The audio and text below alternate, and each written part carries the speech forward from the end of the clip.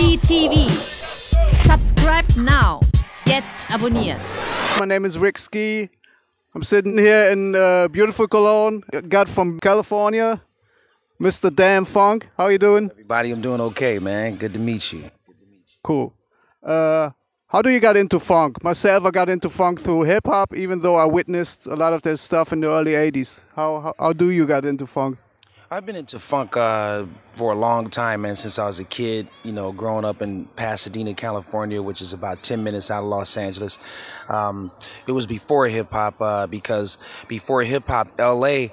has always been like a place where we nurtured and appreciated funk coming out of the Midwest with groups like Slave, Zap, One Way, and even Sly and the Family Stone, and even early Prince. You know, that's the kind of stuff we were into, playing around as kids, playing hide and go seek, you know, watching Saturday morning cartoons on the funk. But of course, I grew up in the golden era of hip hop as well, and when you had groups like EPMD doing "You Gots to Chill" and stuff like that, it reintroduced funk to you know, the hip hop audience. So that's the era that I come from. I just always kept funk in me, you know, throughout the years.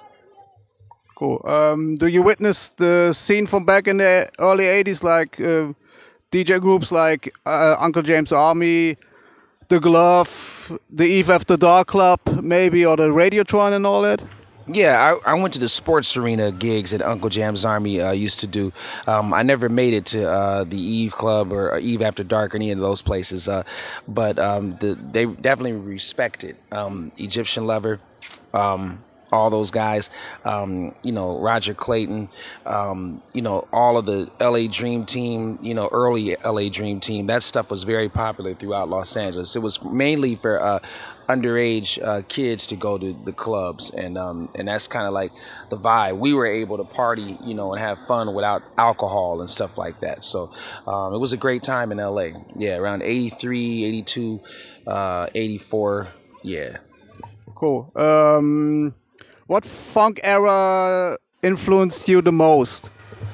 The period between 1978 and 84, that influenced me the most. Starting with records like Funkadelic's One Nation Under a Groove album, and then on into you know, 1984, where it got more obscure. But definitely groups like Slave, you know, are one of my favorites. I like more of the sophisticated funk where it's melodic, you know, but I still like the harder funk, like P-Funk. But, you know, even Tina Marie and even more obscure groups that I collect now, like, you know, Cash, you know, groups like that. Kevin McCord from One Way, his solo stuff on Presence Records. I like stuff like that. Boogie and funk mixed together. What is your definition of boogie funk? My definition of boogie funk is songs like You're the One for Me from D-Train. It's like post-disco, you know what I mean? After disco, you know, went underground and got more harder, and it started being played at more of the clubs that people could pop, lock, and dance and that kind of thing, to, you know, and do boogaloo moves and things like that. Those are the kind of sounds that represent boogie funk. And then also just more chords in the music, even Italian stuff like Tom Hooker and Selection and those kind of groups. Change. I like all types of sounds like that make up the boogie funk tag. More bass lines, synthesizers, and sometimes four on the floor. But definitely Von Mason and crew and that kind of vibe, you know, falls into that category as well, because it has like touches of disco, you know, but it's still not quite disco. It's like right in between funk and disco. That's what I consider boogie. Every individual should be able to do what they want, not be dictated by current trends or styles or what have you. You know what I mean? Just because one guy is doing, you know, dubstep right now doesn't mean that you have to do dubstep. You do your own music. You do what you feel in your heart. You know what I'm saying? And then go buy a dubstep record tomorrow. You know what I'm saying? But that doesn't mean I have to do it. You know what I'm saying? Everybody's entitled to their own, to each his own. Is your next album going to have more vocals? Yeah, we'll be having more vocals. The next album will have more songs, you know, verses, choruses, that kind of thing. To Each His Own was just something I had to get out of my system. It was something that I wanted to give as my introduction, you know, to just give all the music that I can, as far as a box set, which is 5 records and a double CD. Just something for people to look back at, you know, a long time from now to see that I really gave it my all for funk music in general. Your songs almost sound like you are really in some sort of zone when you create them.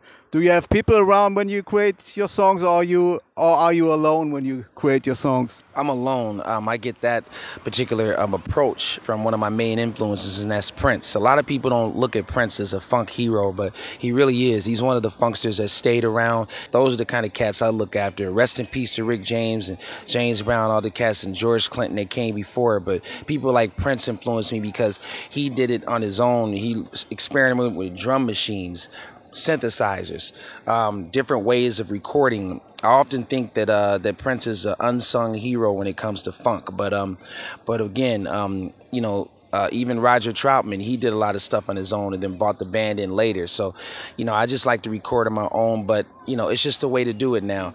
It's easier, but I do intend to record live things with more people and collaborating in the future, like with Master Blaster and other people I'm working with now. Do you had like regular musical training, or was it like more like a learning by doing process? It was more of learning on my own. I don't have any training. I just learned all the music on my own, like many musicians. You know, I just learned it on my own. It was just in me. I have a musical family, you know what I'm saying? And it just comes natural. Some things just come natural for us. Some people have the football talent. Some people have the basketball talent. You know, I had the music talent, so I just ran with it. What is your opinion about virtual instruments, plugins, and all that kind of stuff? It seems like you are totally into working with vintage equipment, right? Yeah, but I'm open to all styles, man. I embrace the future and I embrace the past. See, the difference with me, man, is I embrace the past. I don't forget the past. A lot of the people nowadays, they just keep looking at the future, but it's like you have to build a base and solid foundation, and that's to do that you have to recognize the past, study the past, man. Don't look at it as like your old decrepit grandfather making music. You know, study those grandfathers. They have knowledge to share. They have people, even people within your own crews, if they're older than you, don't look at it like, you know, they're the old dudes on the set.